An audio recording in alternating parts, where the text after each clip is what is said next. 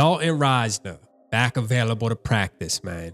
Listen, this is a good thing. I got to keep it honest, though. As we're 5-0, I haven't been paying too much attention when it comes to the offensive line. I feel like the offensive line has been playing pretty decent, at least good enough, obviously, for Sam Darnold to look good. And yes, he has the ability to get up out of there, so that's important as well. And I think that plays a big part. Me, SK, and Randy were talking about Garrett Bradbury and being named as one of the weakest links on the team. And I gotta keep it honest with the Vikings community, man. Like, I haven't been really locked in. I think the winning has just masked me looking at the offensive line as closely as I usually do. Like, when a couple years ago, and even some can say last year, like, it was a glaring issue. Like, you couldn't miss it. You couldn't ignore it, right? Like, because we were losing games and it was obvious and clear that was one of the main reasons why those things were happening. But this year right here, we got Dalton Risner coming back, which is going to make the offensive line better in most people's eyes. And I think that he's a little better than Ed Ingram for sure. And we'll get to Ed Ingram's numbers in a minute. And then you have TJ Hawkinson coming back. Now, this Lions game is going to be a challenge, bro. This is going to be a ball game. All right, it's going to be a dogfight. And we need everything we can get. Now, I will say this.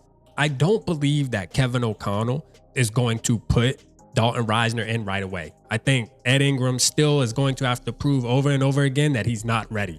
That's one thing that bothers me about Kevin O'Connell is just put the best player in. You know that he's better right now. You don't have to wait a week or a snap.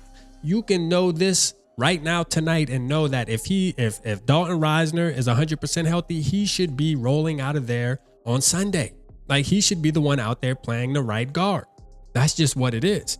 Now, when we talk about Ed Ingram, man, Ed Ingram, when you're talking about 78 qualified right guards and pass blocking, Ed Ingram is ranked number 76.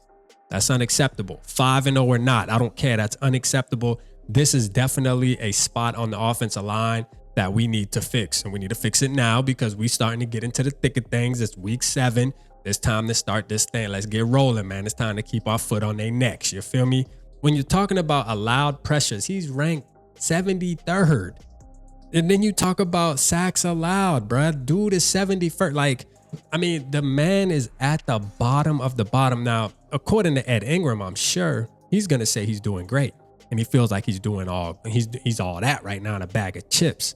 We all know that famous interview with Ed Ingram when he had a horrible game and he said he went back and actually watched it. He actually went back and watched it and still came back and said that he felt like he played really good. Now, this is the thing. Dalton Risner definitely needs to be starting on Sunday. That is a fact. I don't think anybody wants to argue that. I don't think it's going to happen. Ed Ingram, hopefully this lights a fire under Ed Ingram's, right? Ed Ingram's butt. Hopefully it does, because he knows that now there's a guy actually right there in the shadows just waiting to slide in, dog. Shout out Blake Brandel, man, for holding it down on that other side. I'm going to tell you right now, he's been a surprise when you're talking about somebody coming out of nowhere and just getting put into the game and being a starter and holding it down. Like, shout out Blake Brandel, man. He holding it down like you're supposed to. For sure, man. But Ed Ingram got some work to do, man. Them numbers, that's nasty work, bruh. That's nasty work, man. But I'm happy, man, as a Vikings fan. Dalton Risner's back. Let's get it, man. We need all the help we can get. Not to say that we're lesser than the Detroit Lions, but I think going into this game, it's going to be very important to make sure all our pieces are intact and we go out there and play mistake-free football. And mistake-free meaning not allowing pressures, bro. Like, you're last. Not allowing sacks. Being able to block for Sam Darnold and block for Aaron Jones if he's back in Ty Chandler. Those things need to happen. Let me know how you feel down in the comments, man. Appreciate y'all tapping in. Holla at your boy.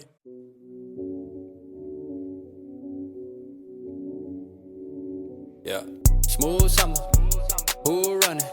I hear them talking, but they ain't gon' do nothing. Celebration, I might have a toast with you. I'm feeling good, I'm feeling great, I'm terrific. We ain't taking no losses, we winning.